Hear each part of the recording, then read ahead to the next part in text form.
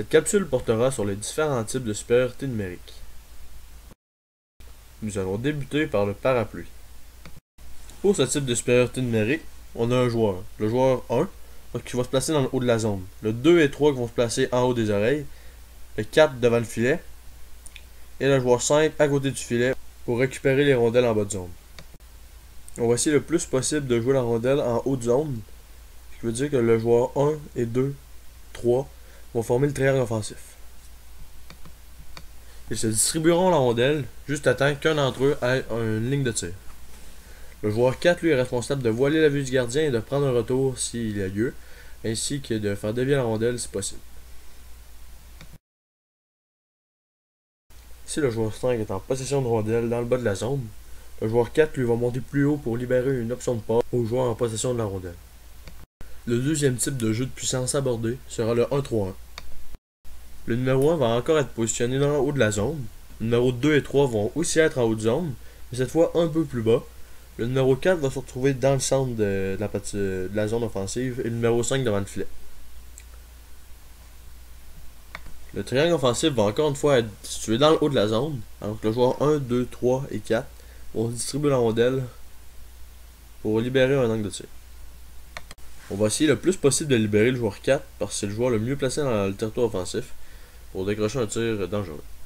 Le joueur 5 lui, a la responsabilité de faire dévier la rondelle, voiler la vue du gardien et prendre les retours des tirs provenant des 4 joueurs situés plus haut. Ce style de supériorité numérique est le plus utilisé dans la Ligue nationale parce que c'est celui qui est le plus dangereux offensivement parce qu'il y a 5 joueurs en position de décrocher des tirs dangereux. La troisième stratégie abordée s'appellera la boîte plus 1. Il y aura 2 joueurs positionnés en haut de zone, soit le numéro 1 et le 2 qui vont être assez larges. 2 joueurs positionnés en bas de zone, soit le 3 et le 4, chacun de chaque côté du filet. Et le 5 va se retrouver au milieu de la zone offensive. On va donc avoir une boîte autour de la zone entre le 1, le 2, le 4 et le 3. Et cette boîte dissimulera 3 petits triangles offensifs, soit entre le 3, le 1, le 3 et le 5, le 3, le 5 et le 4, le 4, le 2 et le 5, et le 1, le 5 et le 2. Les jeux dangereux vont davantage se jouer en bas de zone, soit entre le 3, le 4 et le 5. Le numéro 1 et le numéro 2, eux, vont plus distribuer vers le 3 ou vers le 4, soit lui de leur côté, mais ils vont aussi décrocher des tirs au filet, car il y a une présence à 3 joueurs devant le filet, ce qui rendra les tirs dangereux.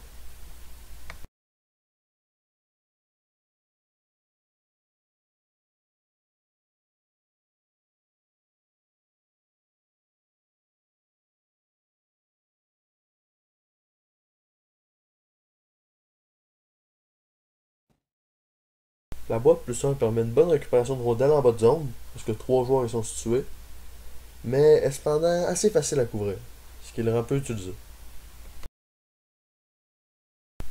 Le dernier type de supériorité numérique sera la surcharge.